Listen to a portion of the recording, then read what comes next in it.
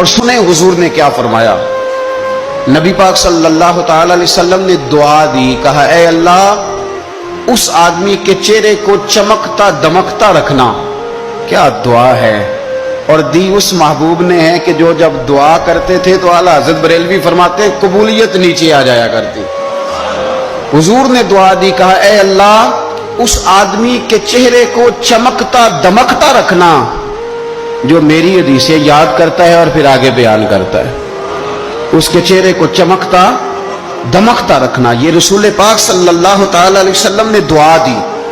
میرے عزیز، امام بخاری رحمۃ اللہ علیہ کے ایک شاگرد تھے محمد بن عباس، وہ کہتے ہیں مجھے امام بخاری نا حدیثیں لکھوایا کرتے تھے اور میں حدیثیں لکھا کرتا تھا۔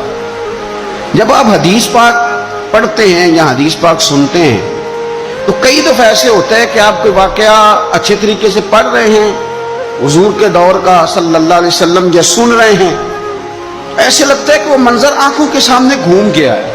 تو امام بخاری رحمۃ اللہ تعالی علیہ اپنے شاگرد کو حدیثیں لکھوا رہے تھے تو ایک خاص حدیث پاک کے لحاظ سے آپ نے فلسفہ بیان کیا۔ انہیں چونکہ حدیث پاک کے مشن سے پیار بڑا تھا امام بخاری کو، فرماتے ہیں 500 دینار میری ماہانہ آمدن ہے، میں ساری نبی پاک کے دین کے طالب علموں پہ خرچ کر دیتا ہوں۔ یہ مشن سے پیار ہے۔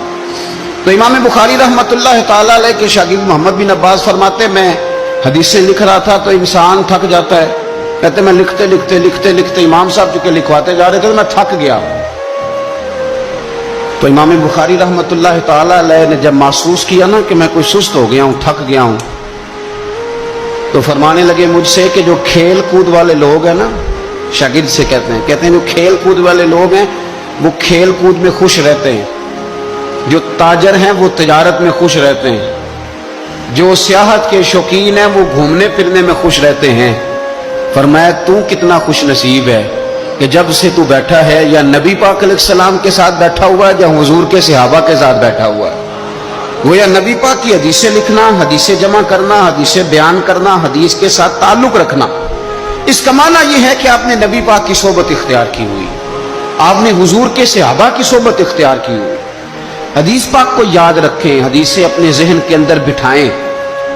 ایک حدیث پاک میں نبی پاک صلی اللہ علیہ وسلم نے فرمایا جس نے 40 حدیثیں جمع کر کے میری امت تک پہنچائی، اللہ قیامت کے دن اسے علماء کے ساتھ کھڑا فرمائے۔ حدیثوں کو یاد رکھیں۔ میرا آپ کو مشورہ ہے کہ رات کو بیٹھ کے لکھیں آپ کو کتنی حدیثیں یاد ہیں، جو یاد ہیں وہ لکھیں، اور حضور صلی اللہ علیہ وسلم کی باتوں کا ذکر کریں۔